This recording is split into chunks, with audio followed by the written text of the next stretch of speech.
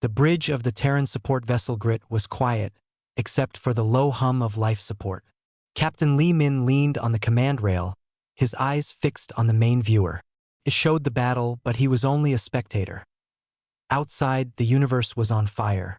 Ships of the Galactic Consensus, sleek and shining, danced against an enemy made of sharp, glittering crystal. This was the Swarm. Beams of bright blue and hot red plasma cut through the dark. Shields glowed like bubbles when they were hit. It was a beautiful, deadly show of high technology. Status of the luminous wind? Min's voice was calm, low. His first officer, Kim Ji, checked her screen. Consensus battlecruiser. Its main shield generator is failing. They are attempting to retreat. Min nodded slowly. He watched as one of the smaller crystal ships, like a flying shard of glass, shot a thin green beam, pierced the luminous wind's failing shield. A silent explosion bloomed from the cruiser's side, spilling air and debris into the void. There was nothing the Grit could do. Their ship was not a warship. It was a bulky, simple thing. It carried spare parts and food for the Consensus fleet. Its best weapon was a point defense cannon for knocking away small asteroids. To the Consensus, the Grit and its human crew were barely more useful than a floating toolbox. "Another one," whispered Park Soo, the young engineering officer. He looked pale. He was new. On the viewer, the Consensus fleet was pulling back. They were leaving the refueling outpost below. The outpost was now defenseless. The swarm harvesters, like giant metal insects, descended toward its surface. A sharp, chiming sound came from the communication panel. An incoming priority channel from the Consensus flagship. G opened it. The face that appeared was not human. Admiral Kale was of the avic species. He had fine, feather-like scales around his eyes and a long neck. His expression was tight, stressed. "Captain Lee," Kale said. His voice, translated by the computer, sounded cold. "The tactical withdrawal is complete. You are ordered to fall back to the rally point." Min straightened his shoulders. "Admiral, the outpost. There are still 37 Consensus personnel on the ground. Their signals are active. We can move in, provide covering fire with our point defense. It's not much, but it might buy time for shuttles." On the screen, Kale's large, dark eyes blinked slowly. It was a sign of deep annoyance. "Your point defense is designed for micrometeoroids, Captain, not swarm energy lances. The Grit's structural integrity would last for 4.2 seconds under focused fire. You would achieve nothing but your own destruction. Follow the retreat vector." Min felt a heat rise in his chest. He kept his voice even. "Understood. But we have a proposal. Our cargo hold has 6 old Mark 7 cargo pods. We could deorbit them, guide them to crash near the swarm landers. The kinetic impact and debris cloud could—" "Enough." Kale's interruption was sharp. "You are thinking in terms of crude mass and explosions. This is a war of precision and energy. Your tools are relics from a simpler time. Stand aside. Do not complicate this loss with sentimental gestures." The screen went dark. The channel was closed. The bridge was silent. The only sound was the hum and the quiet beeps of the consoles. Sue looked down at his hands. G's jaw was tight. Min turned back to the viewer. They watched. The swarm harvesters landed on the outpost. The life sign signals on G's screen, one by one, winked out. Then the viewer showed the harvesters cutting into the main storage tanks, sucking out the precious fuel the Consensus fleet had come to protect. They had failed. They had been told to do nothing, and they had done nothing. For a long time, no one spoke. Min finally turned from the viewer, his face like stone. "Set course for the rally point, G. Best speed." "Yes, Captain." The Grit turned slowly, its engines pushing it away from the dying outpost. Min walked to his small ready room just off the bridge. He sat at his desk, but he did not look at the reports on his screen. He looked at a small, framed photo. It was of his younger sister and her family, standing in front of a green, leafy park on Earth, a place of simple, growing things. The door chimed. It was G. She entered, holding a tablet. "New orders from command." she said, her voice flat. She handed him the tablet. Min read it. Then he read it again. His eyebrows furrowed slightly. Demeter? He said. It's in our assigned sector, she replied. A low-priority stewardship. It's an old human industrial world. Mostly automated. A living museum, they call it. It makes basic things. For historical societies on Earth. Strategic value? None, she said. But intelligence suggests a small swarm harvester group is moving that way. Probably just to strip it for raw materials. They don't know it's useless. The orders were clear. Proceed to the Demeter system. Assess the situation. Attempt to evacuate any historical personnel if possible. The consensus had provided no support. No backup. Admiral Kale's words echoed in Min's mind. Your tools are relics. He looked at the photo of his sister again. He thought of the green trees. Then he thought of the crude, heavy cargo pods in his hold. Useless, sentimental gestures. Understood, Min said, handing the tablet back. Inform the crew. We're changing course. We're going to Demeter. G nodded, a flicker of something in her eyes. Not hope, but maybe a small, stubborn resolve. What's the plan, Captain? Min stood up. He looked past her, through the ready room door to the quiet bridge, and the stars beyond. I don't know yet, he said honestly. But we're not going there just to watch. The grit slid into orbit around Demeter. On the view screen, the planet did not look like a forge world of legend. It was not covered in glowing fusion plants or glittering orbital rings.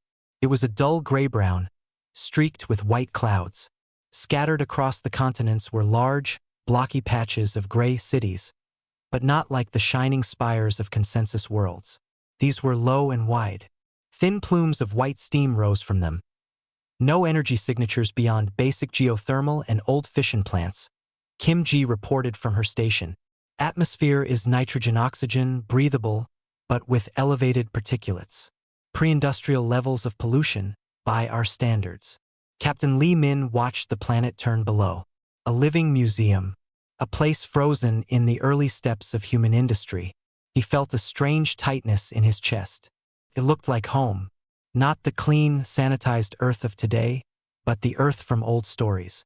The Earth that built things with its hands. Get me the planetary foreman, he said. The face that appeared on the comm screen was smudged with a dark grease. A woman with her black hair tied back tightly. She wore a heavy, blue canvas jacket over a gray shirt. She looked to be in her 50s, and her eyes were tired but sharp. Choi me, she said, her voice rough. You the evacuation? Captain Lee Min of the Terran vessel Grit. We are here to assess the situation. The reports say a swarm force is heading this way. You should begin preparing your people to leave. Koimis norted. It was a short, dry sound. Leave? To where? This is our home. Our job. The machines don't run themselves. Your safety is the priority, Min said. Our purpose is the priority, Captain, Mi fired back. We keep the lines running. We make the parts for the historical societies. The little steam engines. The piston rings. The ball bearings. If we stop, 100 museums on Earth go quiet. It's not much, but it's ours. Min leaned forward. Ball bearings. Yes, among other things. Why? He didn't answer immediately. I need to see. We're coming down. The shuttle set down on a wide, cracked concrete landing pad near the largest complex. The air that hit Min when the ramp lowered was cold, damp, and smelled of oil and coal smoke. It was a real smell. A dirty, working smell. Choi Mi met them, her hands deep in her pockets. Behind her, the facility sprawled out of vast buildings of rust-streaked metal and brick, connected by a web of overhead pipes and conveyor belts. It was loud. A deep, rhythmic pounding of heavy machinery echoed through the ground. It was the sound of tons of metal being shaped. This way, Mi said, and led them inside. The noise became a physical thing. They walked onto a metal grating overlook. Below, in a cavernous space, was an assembly line. But it wasn't for starship parts. Long, sleek shapes of metal moved slowly on a track. Machines with giant arms welded and riveted. Automobiles. Me shouted over the din, internal combustion models. Replicas of early 21st century designs. Over there, she pointed to another building, is the ball-bearing line. Next building is for basic steel girders and rods. We have a foundry, a forge. All old tech. All dumb tech. Min stared, his mind working. Park Soo, the young engineer, looked around with wide eyes. He touched a railing, his fingers coming away with ancient dust. You have orbital lift capacity? Min asked. Some, me said. Old magnetized cargo sleds. Slow. They take stuff up to the orbital warehouse for pickup. Why? You going to load your ship with vintage car parts? Min turned to her. The swarm. They're ships. They are crystalline. They absorb energy weapons and redirect it. Their shields are tuned for plasma, for particle beams. Mi shrugged. I don't know anything about that. Their weakness is kinetic impact, physical force. They are hard but brittle, like glass. Understanding began to dawn on Soo's face. He looked from the captain to the car chassis moving below. Sir, you can't mean… Min ignored him, his eyes locked on Choi Mi. Can you make these factories produce at wartime levels? Not starship parts. Not anything new. Just what they were originally designed for. But more. Much more. Mi frowned, wiping her hands on her jacket. You want more cars? No, Min said, his voice low but clear over the pounding of the presses. I don't want the cars. I want the raw materials. The steel. The tungsten. I want you to stop making finished goods. I want you to make blanks. Solid, dense, simple shapes. Rods. Cylinders. As heavy and as hard as you can make them. There was a long silence, filled only by the factory's heartbeat. Mi's sharp eyes studied Min's face. You want me to turn a historical automotive line into a bullet factory? Yes. And then what? You plan to throw them by hand. We have cargo pods, mining sleds. We can modify them. We can build magnetic rails, Min said. The plan was forming as he spoke, wild and crude. We don't need to melt their ships. We just need to hit them. Very, very hard. Choi Mi let out a long breath. She looked out over her domain, the cathedral of obsolete industry. A faint, grim smile touched her lips. It was the first time Min had seen anything close to expression on her face. You know the consensus will call you mad, she said. They already think we are primitive, Min replied. We might as well use it. Mi nodded slowly. Then she turned and yelled to a worker below. Hey, shut down line 4. We're retooling. She looked back at Min. We'll need your ship's fabricator for the rail parts. And your power core to juice the main forge. It'll mean stripping your ship of some non-essentials. You can have it, Min said without hesitation. It'll be loud, dirty, and stupid, Mi warned. Good, said Captain Lee Min. That's exactly what we need. The silence on the grit was gone. It was replaced by a constant, low vibration that ran through the deck plates. Captain Lee Min could feel it in his bones. It was the heartbeat of Demeter, pounding faster now. He stood in the cargo bay, which was no longer a storage space. It was a chaotic workshop. Sparks flew in bright showers as human crew and Demeter workers cut apart the ship's 6 massive cargo pods. Park Soo, his uniform smeared with grime, directed 2 others with a cutting torch. Not there. Follow the marked line. We need that panel intact for the rail housing. Across the bay, Kim Ji was on a tablet, her face tight with concentration. Foreman Mi says they need another 10 tons of the special alloy from our secondary hull plating. For the breech blocks, whatever those are. Give it to them, Min said, watching a piece of the ship's own skin being hauled away on a tractor sled. Captain, that's our primary radiation shielding for the port engine cluster, Ji argued, her voice low. If we take it, long-range jumps will be dangerous. If we don't do this, there won't be a long-range jump, Min replied, his eyes on the work. Give it to them. He took a shuttle down to the surface. The air in the main factory complex was now thick with smoke and the tang of molten metal. The rhythmic pounding had become a frantic, relentless hammering. The automobile assembly line was silent and dark. But in the foundry, a new line roared to life. Choi Mi stood on a platform, her face glowing from the heat of a furnace. Inside, a soup of white-hot steel swirled. "We've bypassed all the purity controls," she yelled to Min over the noise. "No more fine-grained alloys for museum pieces. We're cooking the cheapest, hardest, heaviest steel soup you've ever seen." A crucible tipped. A river of fire poured into a row of molds. They weren't complex shapes. They were simple, heavy cylinders, each 1 meter long and as thick as a man's thigh. Just solid metal. Dumb metal. "How many?"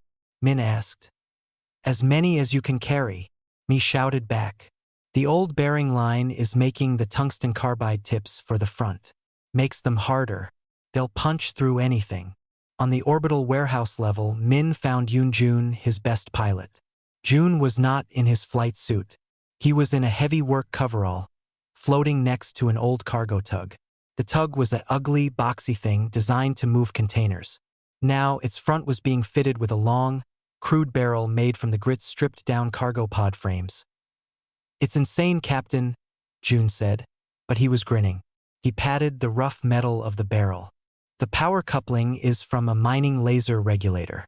The targeting system, well, it's basically a camera and a simple computer from a surface loader. It calculates lead based on speed and distance. Nothing fancy." "Will it work?" Min asked. "To aim? Maybe. To fire?" Jun pointed to a series of heavy capacitors being welded to the tug's side. "These store the power from the tug's engine. We dump it all at once into the magnetic coils in the barrel. It should shoot the rod out. Very fast. Once." He shrugged. "Then we have to wait 3 minutes for the capacitors to recharge. If we're still alive. One shot is all we might get." Min said that a chime came from his wrist comm. It was a priority channel from the Galactic Consensus Observer, a slender being named Tail, who had remained on the grid to monitor the situation. Min opened the channel. Tail's translated voice was polite but utterly confused. "Captain Lee, your ship's resource expenditure is irregular. You are dismantling essential systems. The industrial planet below is producing simple metallic slugs. This does not compute with any standard defensive protocol. Please explain your actions." Min looked at the crude gun being welded to the tug. He looked at Jun's grinning, grease-stained face. How could he explain? "We are preparing a defensive measure, Observer Tail," Min said, keeping his voice formal. "The measure appears to be the construction of primitive kinetic launchers. This technology was deemed ineffective millennia ago. The energy cost to accelerate a mass to useful velocity is prohibitive. The lack of guidance makes hitting a moving target a statistical improbability. You are forging spears in an age of energy swords." "Something like that," Min said. "Admiral Kale has been notified of your resource diversion. He is concerned. He advises you to cease this theatrical production and focus on the evacuation of cultural artifacts." The channel closed. Min shared a look with Jun. The pilot's grin had faded. "They think we're putting on a play. Let them," Min said, his voice hardening. "Keep working." Back on the grid, the mood was a mix of frantic energy and deep unease. The ship felt hollowed out, stripped for parts. Crew members slept in shifts, exhausted from manual labor they were not trained for. They were turning their home into a launching platform for a weapon the galaxy laughed at. Days blurred together. The swarm harvester fleet was getting closer.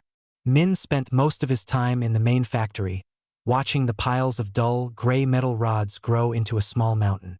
Each one was a final answer. No plasma burst. No shield interaction.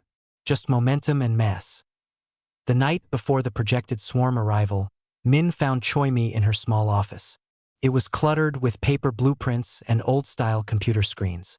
She was drinking something dark from a mug. "It's ready," she said, not looking up. "As ready as it'll ever be.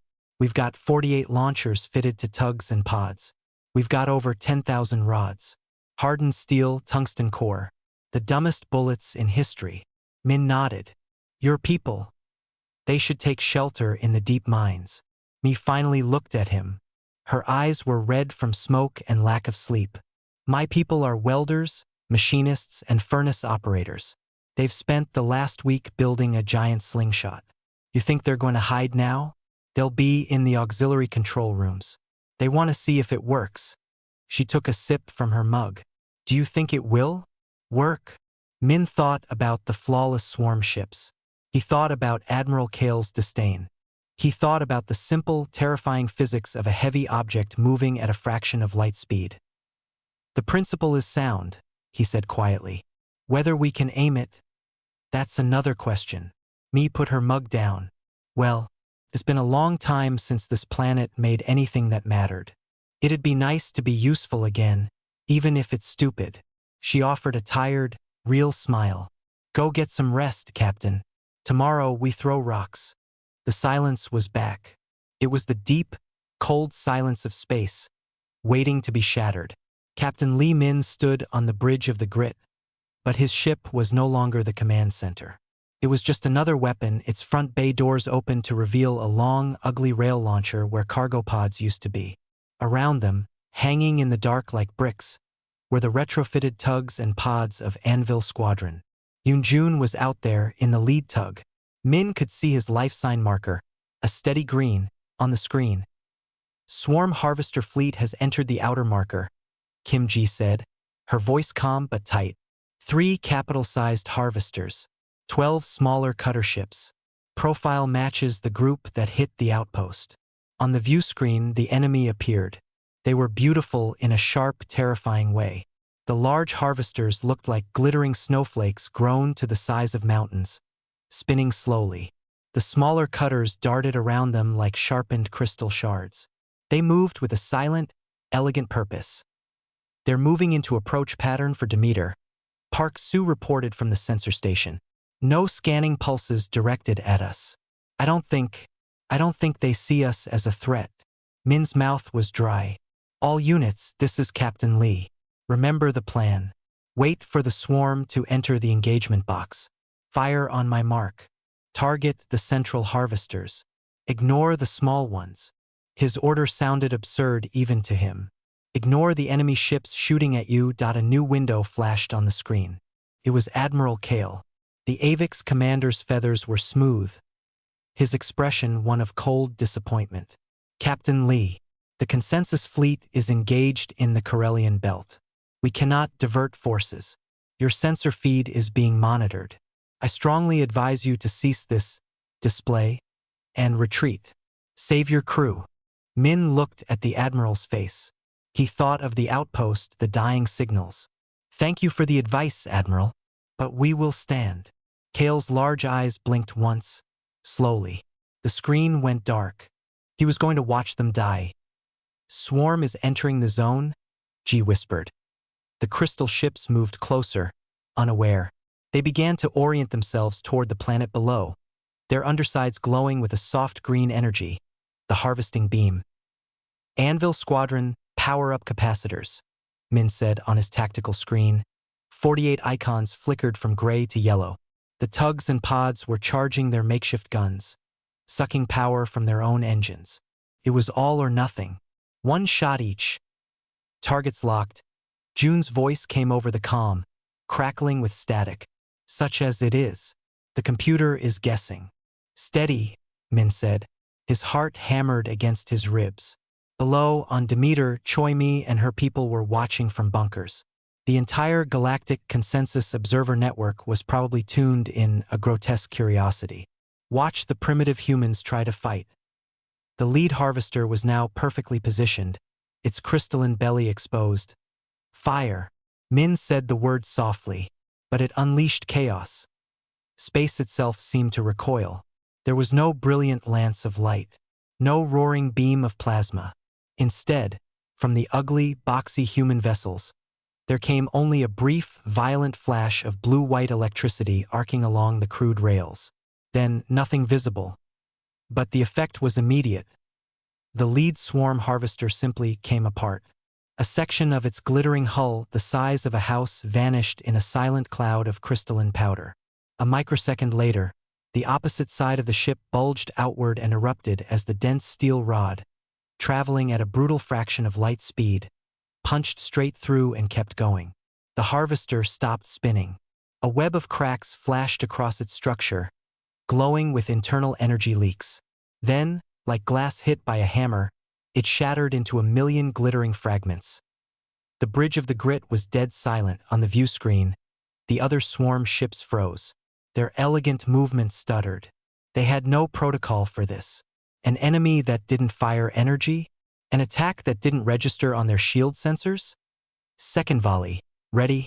G shouted, breaking the spell. The capacitors were recharging, too slow. The smaller cutter ships now reacted. They turned from the planet, their sharp points aiming at the human vessels. Green lances of energy sliced the dark. One of the anvil tugs, its armor paper-thin, vanished in a flash of light and expanding gas. "We lost Tug 4, Sue called out, his voice shaking. "Hold position," Min ordered. "Do not break formation. Ready the second shot." The swarm cutters closed in, firing. Another pod disintegrated. The Grit shuddered as a glancing beam scorched its hull. Alarms blared. "Capacitors at 80%, G yelled. "Fire at will. Hit anything big." Another ragged volley of invisible projectiles launched from the human line. A second large harvester took a rod through its core. It didn't shatter, but it went dark and dead, spinning uselessly. A cutter ship, moving in a straight line, was struck by a lucky shot. It vaporized into dust. But the swarm was learning. The remaining cutters began to move erratically, jinking side to side.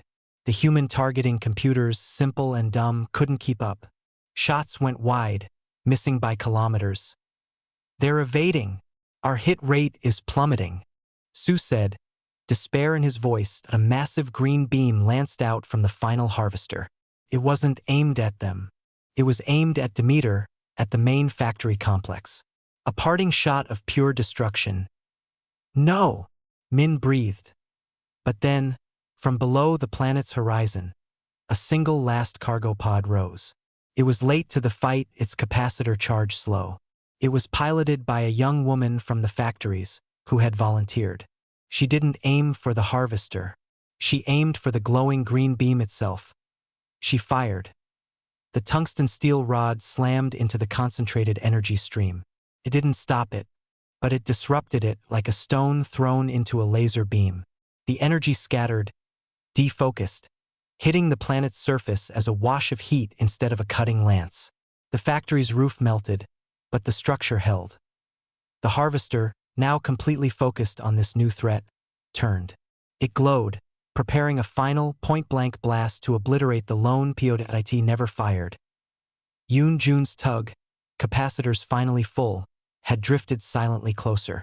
He didn't have a perfect lock. He guessed. He fired. The rod hit the harvester's main power nexus. The crystal ship flashed once, from the inside out, like a giant light bulb breaking. Then it became just another cloud of silent, glittering debris, drifting among its brothers. The remaining cutter ships, without their harvesters, seemed to lose purpose. After a moment, they turned and accelerated away, back into the deep dark. The battle was over. The bridge of the Grit was still silent, but now the silence was thick with shock. Smoke hung in the air from a damaged console. On the view screen, the beautiful, deadly swarm fleet was gone, replaced by an expanding field of crystalline dust and frozen metal rods. The comm system crackled to life. It was not Yoon Jun. It was not Choi Mi.it was the stunned, staticky voice of Admiral Kale from the Consensus flagship, light years away but listening. The translator could barely keep up with the confusion in his tone. "Captain Lee, what did you just throw at them?" The first sound on the bridge of the Grit was not cheering. It was Park Soo, the young engineer, letting out a shaky, ragged breath. Then the damage alarms started beeping and the moment broke. Kim Ji turned to her screens, her voice cutting through the daze. "We've got hull breaches on decks 3 and 5. Sealing now. Primary power is at 40%. Life support is stable." Captain Lee Min nodded, his eyes still fixed on the view screen. The glittering debris field was slowly drifting, catching the light of the distant sun. It looked like a cloud of crushed diamonds. Among the wreckage, he could see the dull, gray shapes of the tugs.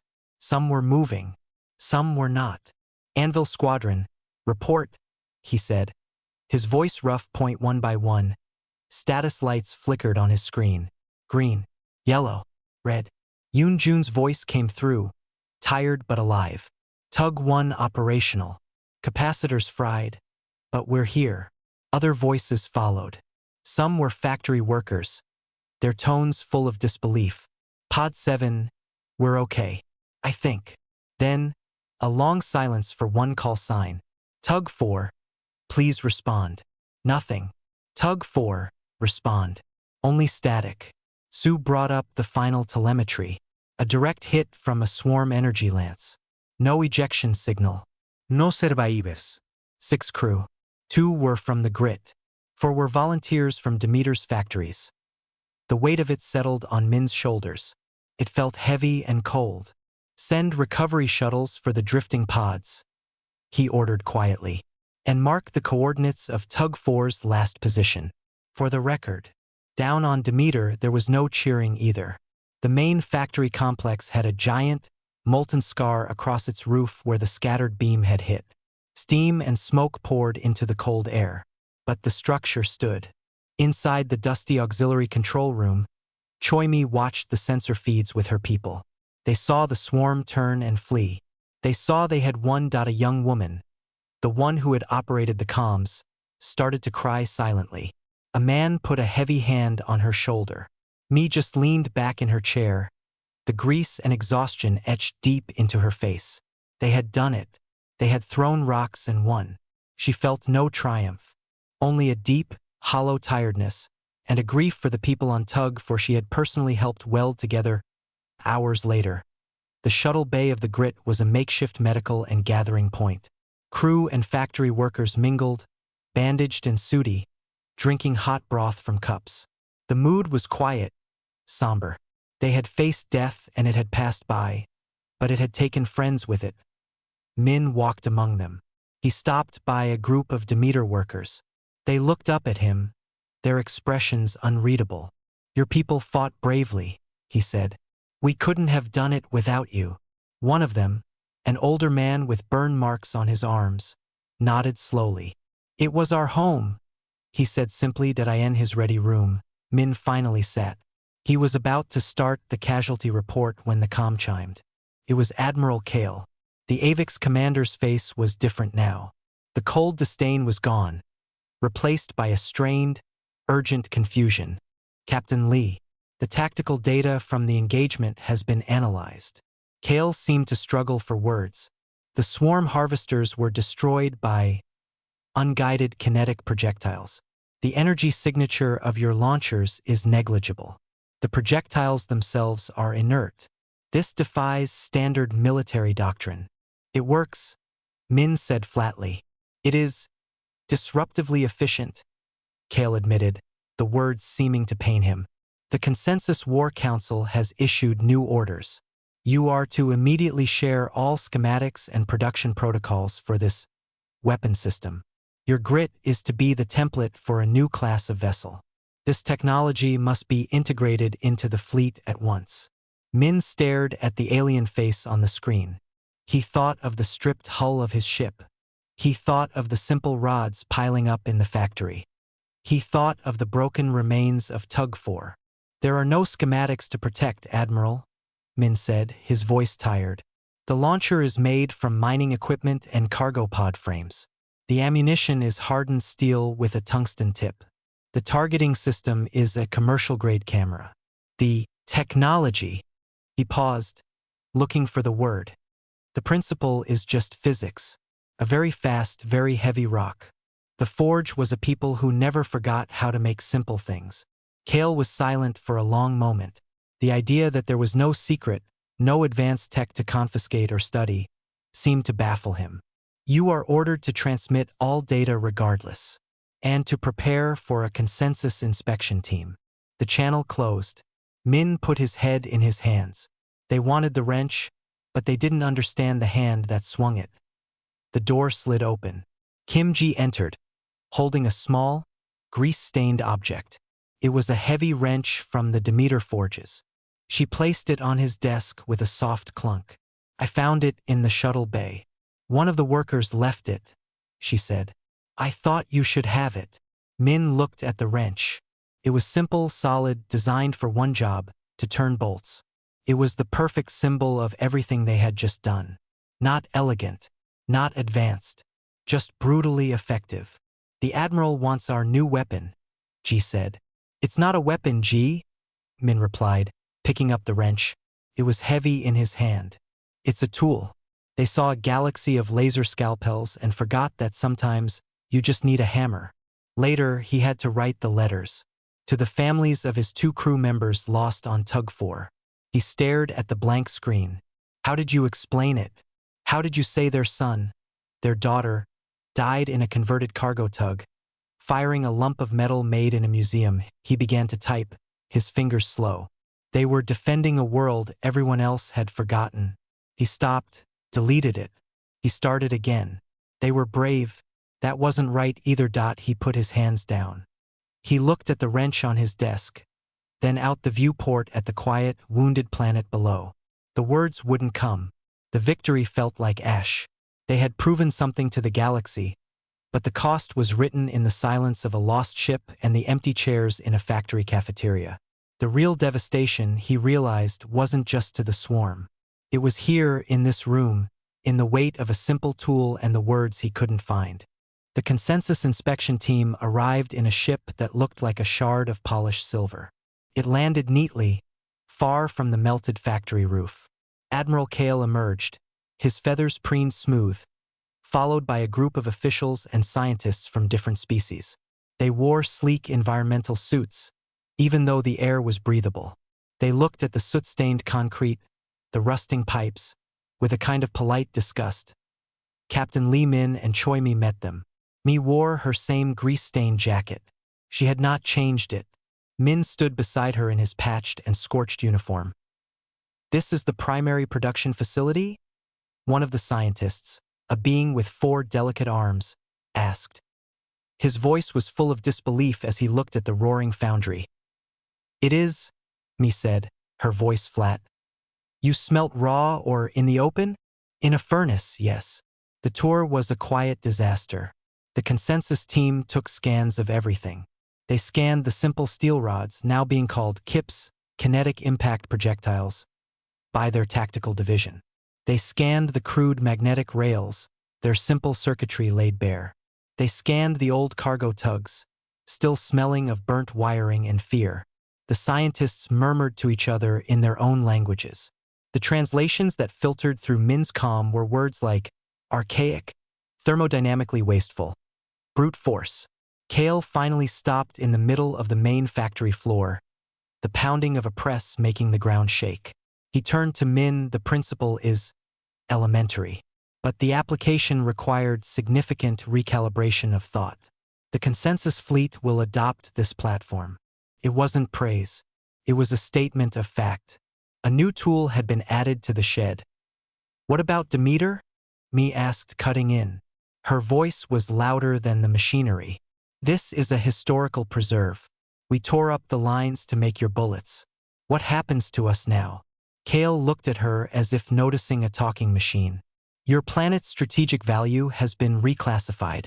It will be converted to a Class A military production world under consensus administration. Your expertise will be utilized. Mi's face went hard. You mean you're taking it? We are integrating it, Kale corrected, his tone leaving no room for argument. He looked back at Min. Your ship will be repaired with modern systems. You will be given a new command, a proper warship with proper weapons. Your ingenuity has been noted. Min looked past the Admiral, at the faces of his crew and Mi's workers gathered at a distance. They looked exhausted, hollow. They had saved their home only to have it taken over by the very people who had called it worthless. Thank you, Admiral, Min said, the words tasting bitter. But my ship and I are due for leave, and the people of Demeter have a lot of rebuilding to do. Their own way. Kale's large eyes blinked. The offer of a shiny new command had been refused. It was another baffling human choice. He gave a small, stiff nod. As you wish. The schematics have been received. That is the important thing. As the silver ship left, the silence it left behind was different. It wasn't the silence of space. It was the silence of a future that had just been decided for them. That evening, Min walked to the overlook where he had first seen the automobile line. It was silent now, dark. Choi-mi was already there, looking at the empty track. They got what they wanted, she said, not turning. The big idea. They'll build perfect versions of our ugly gun. They'll make it efficient and clean. And they still won't understand. Understand what? Min asked. Why it worked, she said, finally looking at him. Her eyes were fierce in the dim light. It wasn't the metal. It wasn't the magnet.